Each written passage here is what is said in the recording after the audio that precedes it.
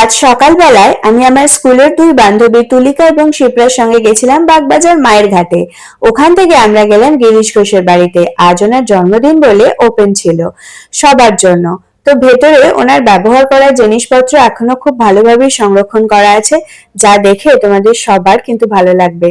ওখান থেকে গেলাম বলরাম মন্দির, খুব ভালো মতোই ওখানেও ঘুরলাম এবং তারপর আমরা গেলাম নেতাজি ভবন।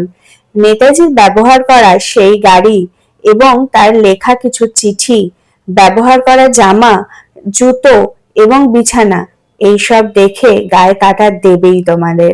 ভেতরটা অন্যরকম একটা পরিবেশ, যা দেখে খুব খুব ভালো লাগবে। এই সেই সিঁড়ি যা দিয়ে উনি ছদ্মবেশে পালিয়ে গিয়েছিলেন। সারাদিন বন্ধুদের সাথে মজা করলাম, খুব ভালো লাগলো। তারপর ওখান থেকে বেরিয়ে আমরা খাওয়া দাওয়া করলাম, আর তারপর সবাই মিলে ছুটিয়ে ছবি তুললাম। তারপর যে যার বাড়ি চলে এলাম, আর সঙ্গে নিয়ে এলাম একরাশ ভালো ভালো স্মৃতি, যা তোমাদের সঙ্গে আমি খানিকটা শেয়ার করলাম।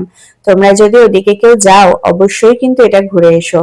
অ্যাডাল্টের জন্য 40 টাকা টিকিট আর ছোটদের জন্য 20 টাকা টিকিট।